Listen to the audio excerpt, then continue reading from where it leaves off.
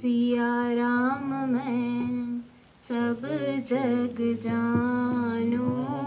सिया राम मैं सब जग जानू। सिया राम मैं जानू रे।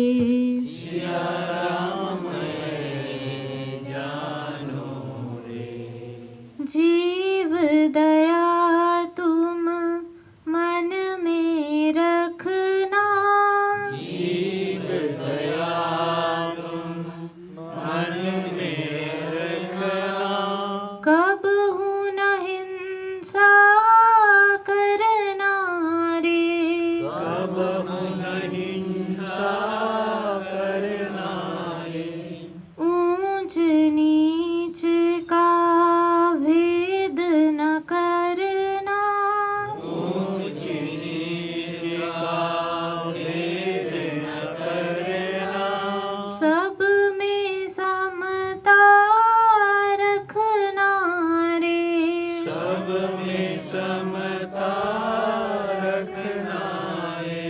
सब में समता रखना रे। सब में समता रखना रे। सिया राम मैं सब जग जानू। सिया राम मैं सब जग जानू। सिया राम मैं जानू रे। सिया राम मैं जानू रे। भेद भक्ति को मन से हटा कर। भेद भक्ति को मन से हटा कर। अद्वैत ज्ञान में डटना रे। अद्वैत ज्ञान में डटना रे। कहे निरंजन गुरु शरण जा। कहे निरंजन। दुशासन किसके सामने बैठे हो? गुरु बोल रहा है, हाथ ऐसे, हाथ यहाँ होना चाहिए। कहे निरंजन गुरु शरण जा। कहे निरंजन गुरु शरण जा। जन्म मरण दुख कटना रे। जन्म मरण दुख कटना रे। जन्म मरण दुख कटना रे। जन्म मरण दुख कटना रे। सिया राम मैं सब जग जानू। सिया राम मैं सब जग जानू। सिया राम मैं जानू रे। सिया राम मैं जानू रे। श्रोताओं के रूप में विद्यमान सच्चिदानंद स्वरूप दिव्य आत्माओं के चरणों में प्रणाम।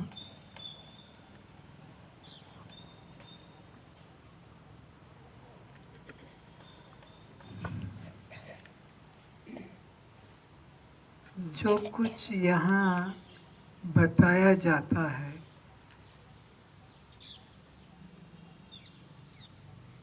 सुनाया जाता है, कहा जाता है,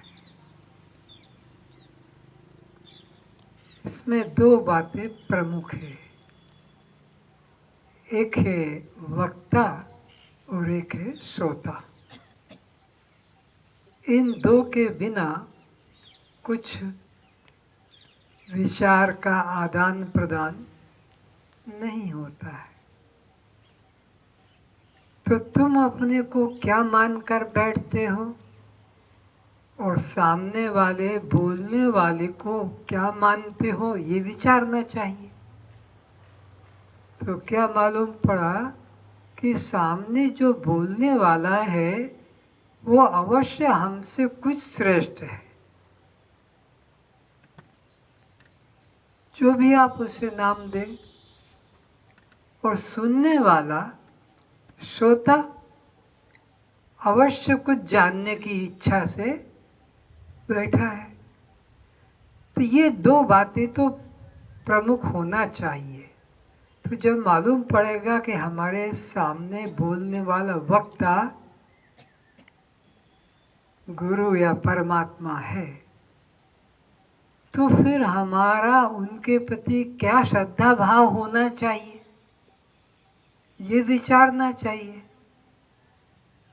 तो श्रद्धा भाव कि हमारे दोनों हाथ उठे, उनके तरफ चरणों में झुके, क्योंकि वो हमसे श्रेष्ठ हैं, हम उनसे कुछ सीखने आए हैं। और वो बोले जा रहे और हम बैठे हैं, देखो ऐसे।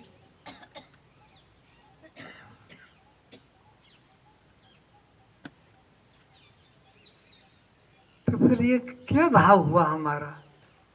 अरे मंदिर में पत्थर की मूर्ति के आगे जाते हैं तो हाथ उठाते हैं।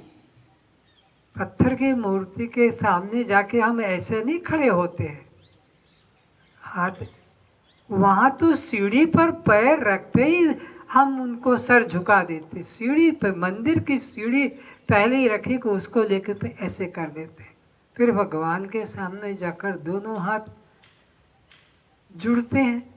ये पत्थर की मूर्ति, जड़ मूर्ति, जो तुम्हारे अंदर कुछ परिवर्तन करने वाली, तुम्हारे में कोई प्रकार का बदलाहट करने वाली नहीं। और जो चैतन्य गुरु है, तुम्हारे जीवन को बदलने वाला है, जीवित में मुक्ति दिलाने वाला है, चिंता भय से हटाने वाला है, और तुम ऐसे बैठे हो पत्थर की मूर्ति की तरह। तुम्हारे में चेतना ही नहीं हो रही है। तो ये जो फिर कहा जाएगा, सुनाया जाएगा, आपसे बोला जाएगा, मूल्यहीन, व्यर्थ हो गया, व्यर्थ हो गया। क्योंकि आपने उसको श्रद्धा से ग्रहण किया नहीं। और ये नियम है कि श्रद्धावान लभते ज्ञानम, श्रद्धावान को ज्ञान की प्राप्ति हो।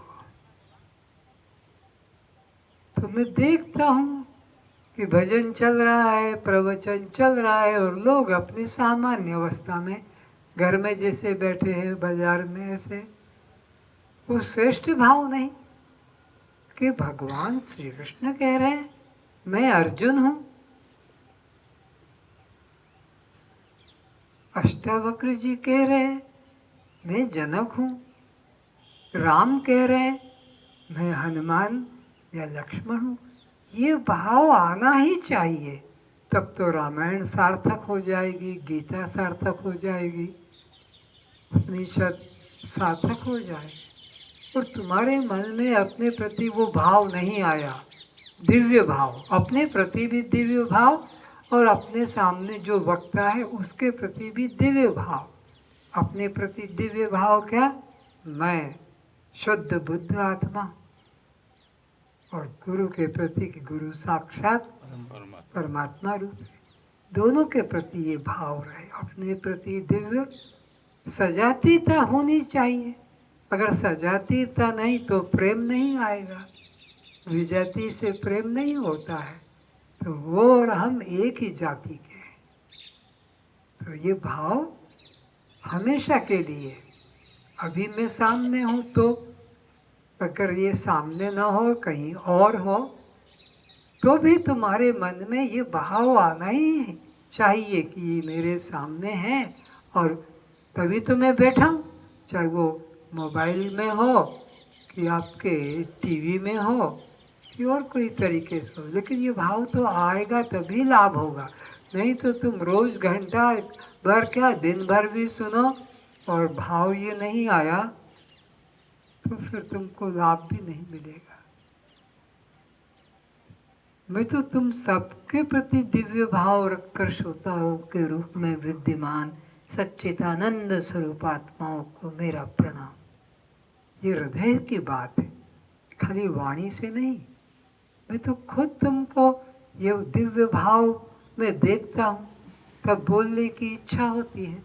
अगर तुम्हारे प्रति मेरे में दिव्य भाव न हो, निकृष्ट भाव हो, तो मेरे वाणी नहीं निकलेगी, वाणी खुलेगी नहीं। किसको बोलूं, क्या बोलूं? पत्थर की मूर्तियों को क्या कब सुनाऊं?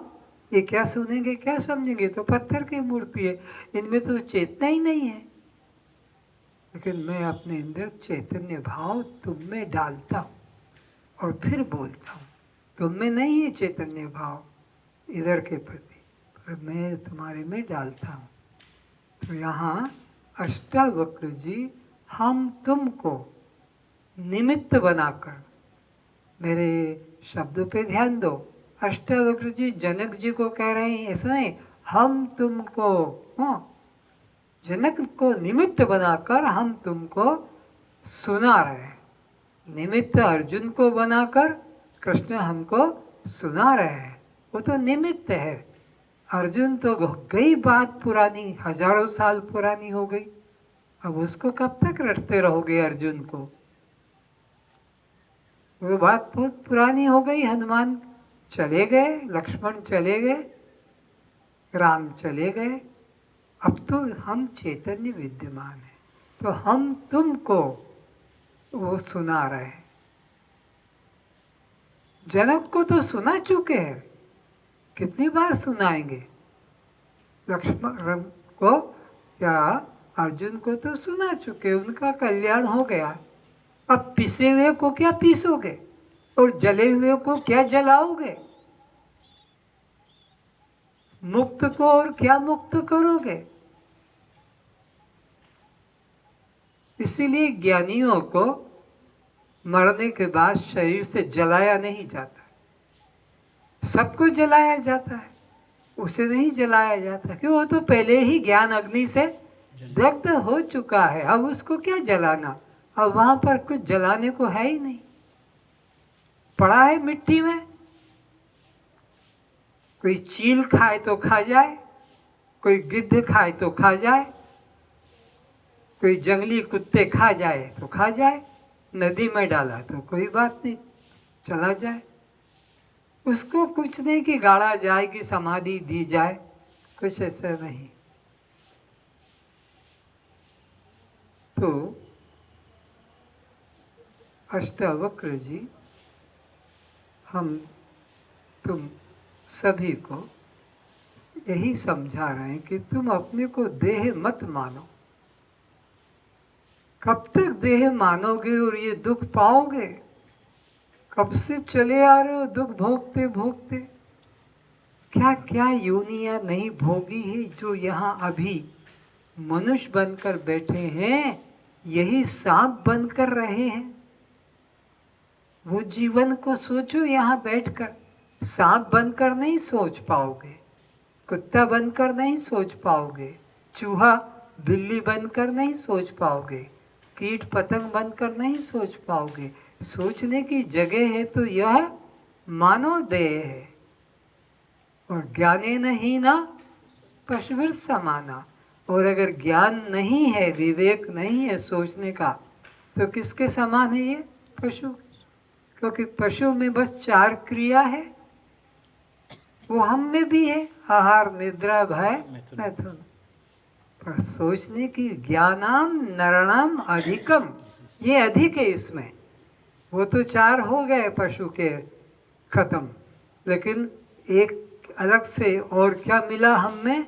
ज्ञानाम नरणाम, मनुष्यों में, नरणाम ने मनुष्यों में, अधिकम ये ज़्यादा है। और अगर ये नहीं तो ज्ञानी नहीं ना, उन्हीं के समान। किनके?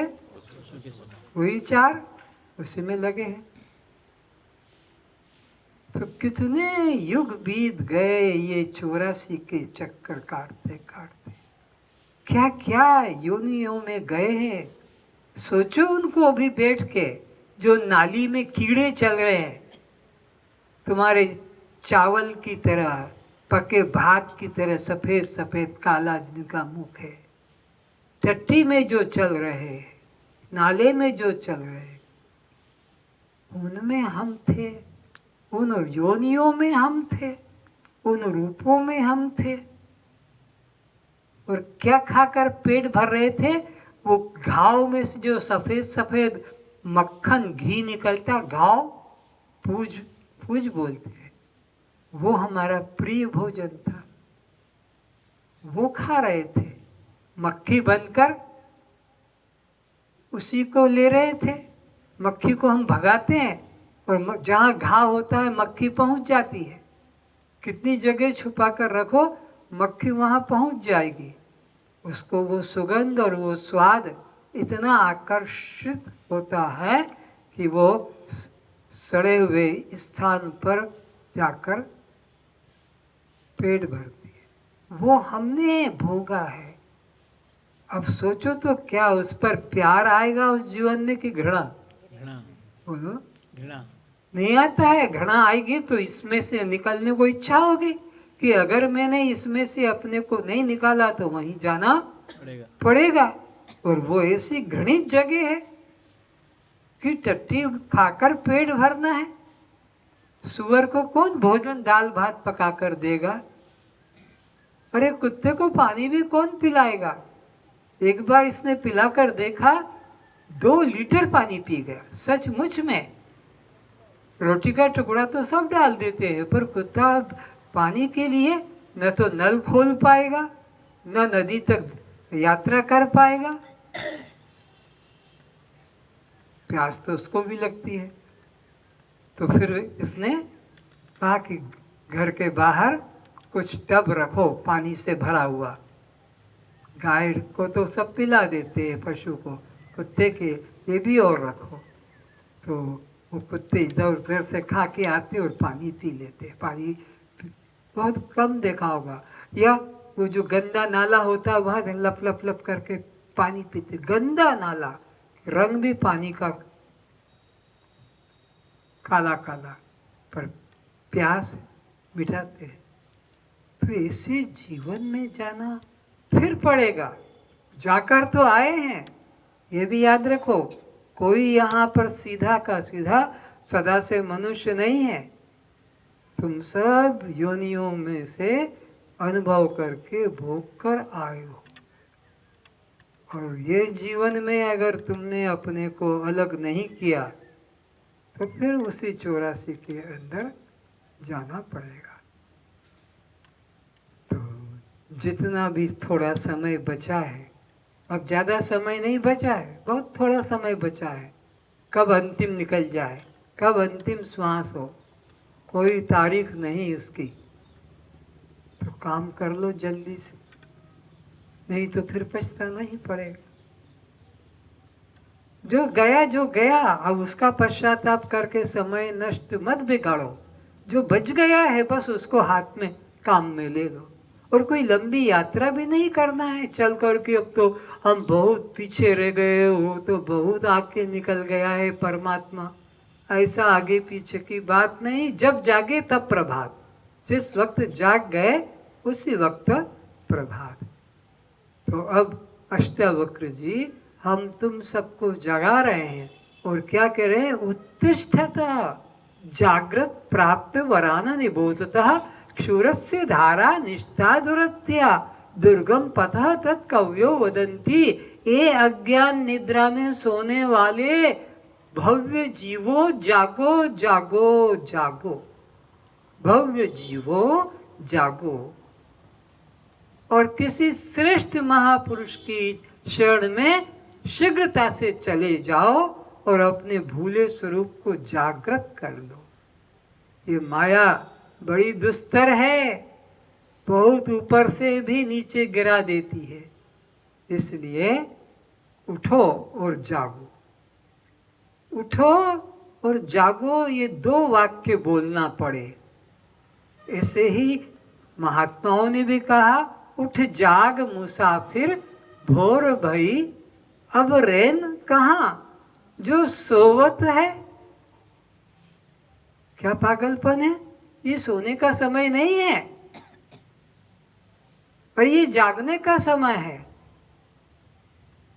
तो क्या पशु नहीं जागते हैं? क्या पशु नहीं सोते हैं? पशु भी तो सोते हैं। और पशु भी जागते हैं। तो ये पशुओं को कहा है ना, हमको, तुमको, सबको, मनुष्यों को कहा। पशु पक्षियों को तो विवेक नहीं, उनके आगे तो बोलने का लाभ भी नहीं। तो उठ, अब उठ तो गया, फिर जागने के लिए और उसको हिलाना पड़ेगा क्या? पानी डालना, छिड़कना पड़ेगा क्या? चिमटी फोड़ना पड़ेगा इसे ना? क्या उठना? ये देह भाव से उठो और आत्म भाव में जागृत हो जाओ। उठ और जाग, देह भाव से उठो और आत्म भाव में जाग जाओ। बस ये साधन हो गया, ये भजन हो गया, ये पूजन कीर्तन तीर्थ मंदिर सब योग यज्ञ सब हो गया। बस उठो और जागो। इससे सरल साधन क्या होगा? और ये कोई चैतन्य गुरु बता सकता है, ये ग्रंथों से नहीं मिलेगा ये ज्ञान। ग्रंथ में तो जाओ, चार धाम की यात्रा करके आओ, तीर्थ यात्रा करो, या मंदिर जाओ, व्रत उपवास करो, पूजा पाठ करो, दान धर्म करो, यही मिलेगा। पर किसी चैतन्य गुरु के पास, किसी अनुभवी गुरु के पास जाओगे तो वो तुमको सीधा के उठ बैठ, उठ बैठ, उठ गया फिर बैठ, उठ और बैठ, ये दो बातें। अरे उठ तो गया, उठा और फिर कहता बैठ। तो ये कहाँ से उठना है?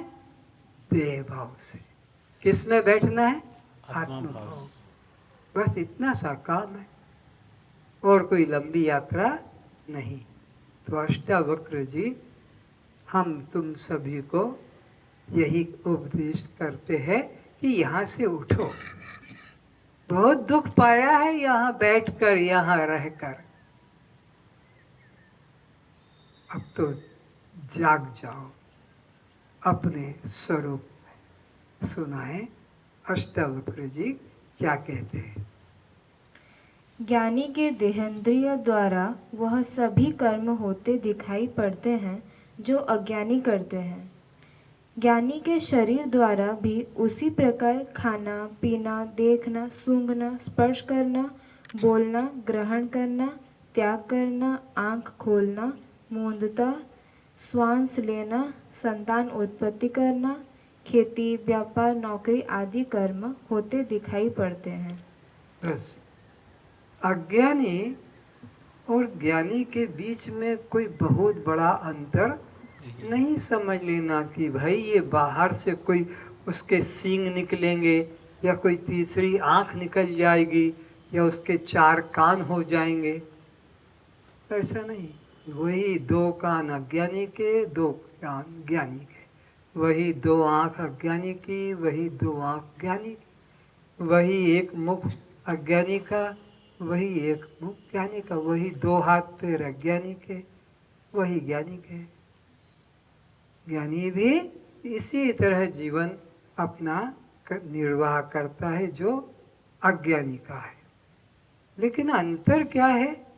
अज्ञानी के मन में, उन कर्मों में राग द्वेष और आसक्ति होती है। ज्ञानी के मन में राग द्वेष नहीं और आसक्ति नहीं। सब उसके पास में पांचों इंद्रियां भी, श्रोत्र, त्वचा, चक्षु, जिह्वा, घ्राण, अपना विषय, शब्द, स्पर्श, रूप, रस, गंध ले रहे। उसके पास पांच कर्मेंद्रियां, वाक, पाणी, पाद, उपस्कुदा, वो भी अपना कर्म में प्रवृत्त हो रही है। बोलना, पकड़ना, चलना, मूत्र मैथुन और मल त्याग। और अब अंतःकरण भी अपना संकल्प, विकल्प, निश्चय, चिंतन और अभिमान वो भी कर रहा है। ज्ञानी में भी ये क्रिया, अज्ञानी में यही क्रिया। लेकिन अज्ञानी इन सभी क्रियाओं में जो 14 क्रिया बताई, 5 ज्ञानेंद्रिय और 5 कर्मेंद्रिय और अंतःकरण की 4 मनोवृत्तियाँ, 14 क्रियाओं में मैं सुनता हूँ, मैं छूता हूँ, मैं देखता हूँ, मैं बोलता हूँ और मैं सूंघता हूँ। मैं बोल रहा हूँ, मैं पकड़ रहा हूँ, मैं दौड़ रहा हूँ मैं मूत्र मैथुन कर रहा हूँ, मैं मल त्याग कर रहा हूँ, या मैं सोच रहा हूँ, मैंने निश्चय कर लिया है, अब मैं चिंतन करने जा रहा हूँ, मेरा अभिमान, ये सब के सब में मैं भाव, ये सारी क्रियाओं में। अब यही क्रिया ज्ञानी के अंदर भी हो रही है, पर वो नहीं कहता कि मैं सुन रहा हूँ, मैं छू रहा हूँ, मैं देख रहा हूँ, मैं बोल रहा हूँ या खा रहा हूँ, या मैं सूंघ रहा हूँ। ज्ञानी ऐसा निश्चय नहीं, ज्ञानी कहता हो रहा है प्रकृति के द्वारा, प्रकृति क्रियमाणानि गुणे कर्माणि सर्वशः। पैर दौड़ रहे हैं, हाथ पकड़ छोड़ रहे हैं, वाणी बोल रही है, मूत्र मैथुन हो रहा है, नासिका तो अपना मल द्वार से त्याग हो रहा है। ज्ञानी और अज्ञानी में इतना ही अंतर है, कर रहा हूं और इधर हो रहा है। कर रहा हूं अज्ञानी का यह प्रतीक है और ज्ञानी का हो रहा है।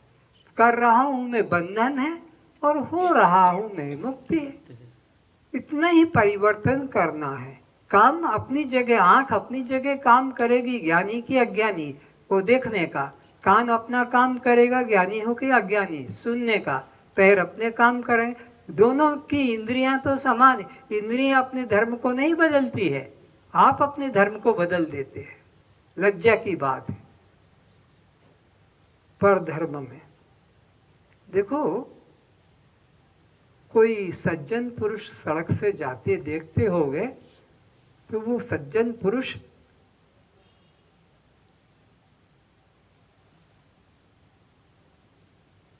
ऐसे नहीं देखेगा, वो अपना सीधा लक्ष्य पर दृष्टि करके निकल जाता है।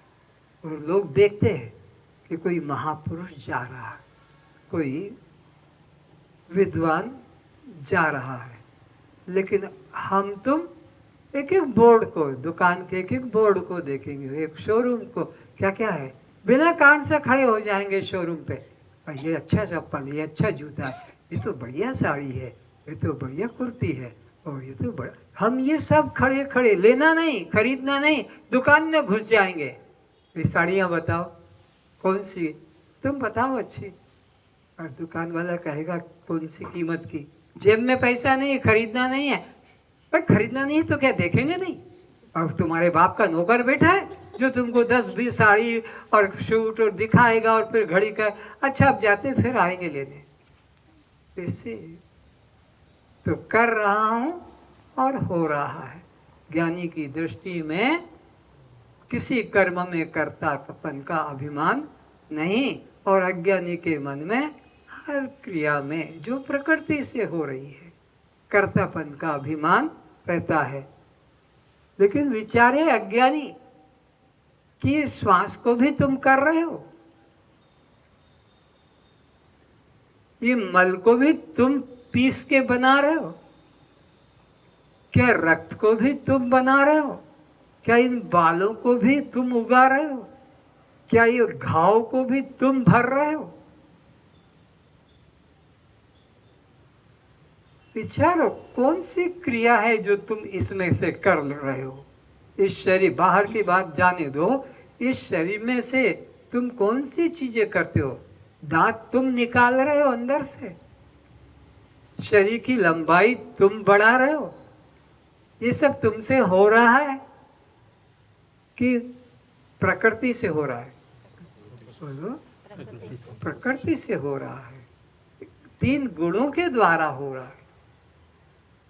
और तुम 3 गुणों के, तुम प्रकृति के, इस शरीर के, समस्त इंद्रियों के, समस्त वृत्तियों के केवल साक्षी, केवल दृष्टा हो, ऐसा निश्चय रखो।